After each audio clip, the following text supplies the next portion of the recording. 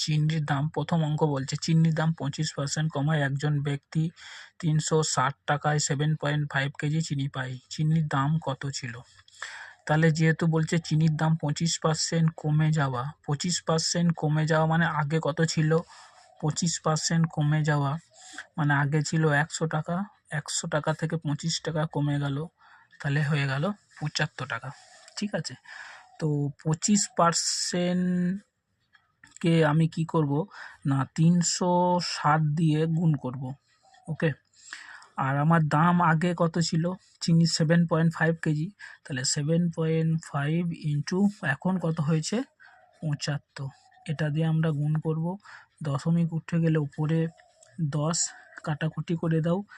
3 25 75, 3 12 36, 120, 5 দুগুণে 10, 5 15, 75।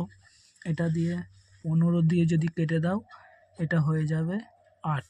তাহলে 8 দুগুণে 16 টাকা। তাহলে চিনির দাম কত ছিল? চিনির দাম কত ছিল মানে আগে চিনির দাম কত ছিল? তাহলে হবে 16 টাকা ছিল। এইটা চলো বন্ধুরা, আগে ছিল চিনির দাম কমে গেছিল আগে চিনির দাম, এখন চলে এসছে চিনির বর্তমান মূল্য কত, মানে এখনকার দাম বের করতে হবে। কমে গেলে কি করতে হয়?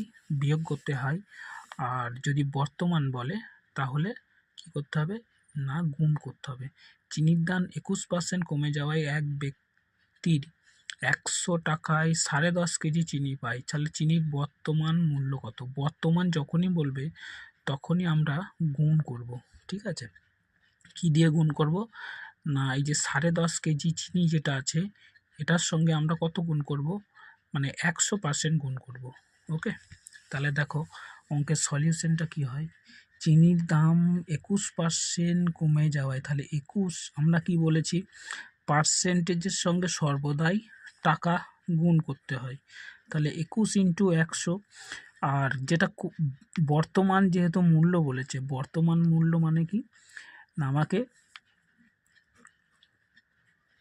100 দিয়ে গুণ করতে হবে। ওকে, তো এই দশমিক উঠে গেলে কি করতে হয়? ওপরে 10 বসাতে হয়, তোমরা আগে থেকেই জানো। এই 100 কেটে দিলাম, 5 দুগুণে 10, 5 21, 21 কেটে গেল, তাহলে কত হলো? 2 টাকা।